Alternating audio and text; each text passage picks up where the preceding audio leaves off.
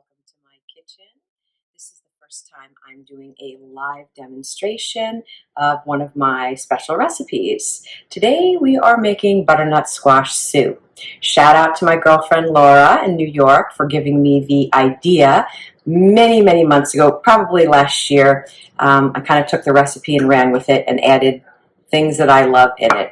I don't normally follow recipes. I kind of just take ideas and create and throw things in that I like. This can be made dairy-free or it can be made with dairy. The choice is up to you. So let's get started. I had decided to make a live video but realized I had already started the recipe, so forgive me, I'm new to all of this. So what I did was I purchased raw butternut squash cubes from the food store.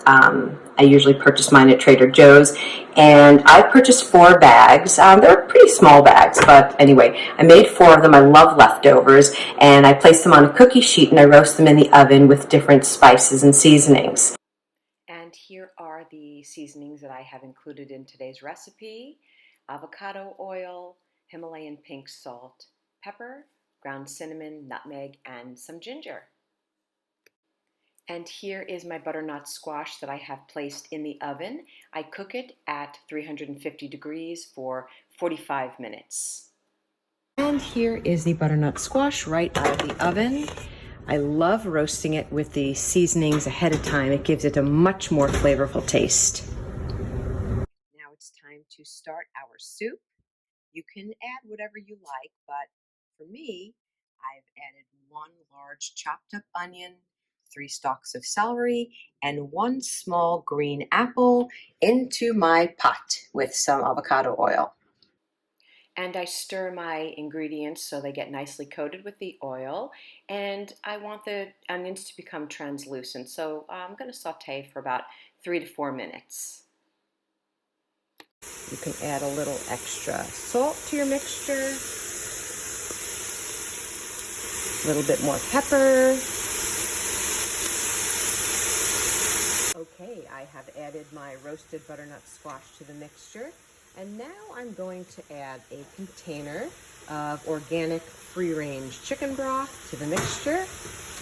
It all depends on how thick or loose you want your soup. I like mine super thick. So I add a container, but I also, because I don't follow recipes, I kind of just figure out, by pouring it in, how much or little I want. And my special ingredient is a can of coconut milk, which makes the soup so creamy, rich, and flavorful. It's also an excellent substitute for a dairy product. However, you can use milk or half and half, anywhere from a half a cup to a cup into your recipe.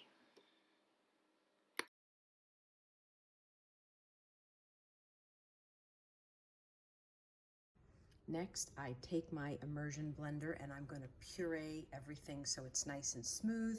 If you don't have one, a regular blender will do.